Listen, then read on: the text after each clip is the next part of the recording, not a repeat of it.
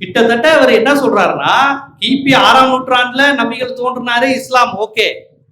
சங்க இலக்கியம் கண்ணகி இவங்க பூம்புகார் சிலப்பதிகாரம் இங்க நடந்து கொண்டிருந்த போதே அரபுக்கும் தமிழ் சமூகத்துக்கும் உறவு வந்துருச்சு. இஸ்லாம் தோன்றுவதற்கு முன்பே அரபு தேசிய இனத்திற்கும் தமிழ் தேசிய இனத்திற்கும் வந்துருச்சு.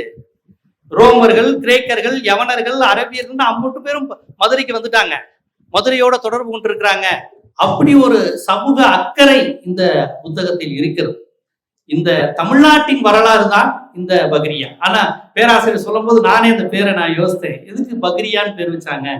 ஏன்னா இந்த பேரை பார்த்தாங்கன்னு வச்சுக்கோங்களேன், ஒரு இஸ்லாமியர் அல்லாத ஒருத்தர் நினைப்பாங்க, இது ஏதோ முஸ்லீம் மார்க்க விளக்க புத்தகம் போல, அவங்க மார்க்கத்தை பத்தி எதுவும் பேசிட்டாங்க போல அப்படிங்கிற மாதிரி புத்தக கண்காட்சியெல்லாம் இஸ்லாமிய நண்பர்கள் கொடுப்பாங்கல்ல, இதை தெரிந்து கொள்ளுங்கள், அந்த மாதிரி புத்தகம் போலன்னு போயிடுவாங்க. முஸ்லீம்களும் இந்த புத்தகத்தை டக்குன்னு பேரை பார்த்தாங்கன்னா ஏதோ ஹதீஸ் விளக்கம் போல, வகியில என்ன சொல்லியிருக்கு, புகாரில என்ன சொல்லியிருக்குன்னு சொல்லியிருக்காங்க போல, இவர் புதுசா அதை கொஞ்சம் அணுகியிருக்காரு போல அப்படின்ட்டு போயிடுவாங்க.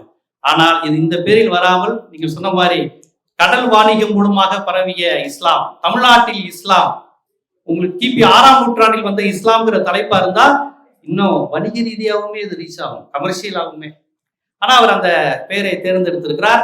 கவலைப்படாதீங்க, கண்டிப்பா இது மறுபதிப்பு, 2ஆம் பதிப்பு, 3ஆம் பதிப்புலாம் வரும்போது பேரை கூட நீங்க மாத்தி போடலாம். ஏன்னா பேராசிரியர் சொல்லி இருக்கிறதுனால, ஏன்னா முழுக்க தமிழர்களுக்காக பேசியிருக்கீங்க, தமிழ்நாட்டை பத்தி பேசியிருக்கீங்க, அப்ப அவர்களுக்கு தானே, அவங்க தானே இப்ப மார்க்கெட்டு, அதனால அதை நீங்க செய்யலாம் அப்படின்னு நான் சொல்றேன்.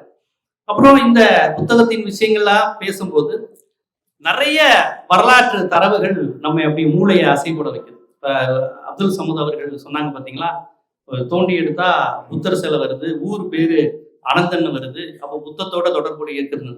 அவருடைய தொகுதி திருச்சி பக்கமே பாத்தீங்கன்னா, திருச்சியே சமணர்களுடைய பள்ளி தான், திருச்சிராப்பள்ளி, அது சமணர்களுடைய பள்ளி தான்.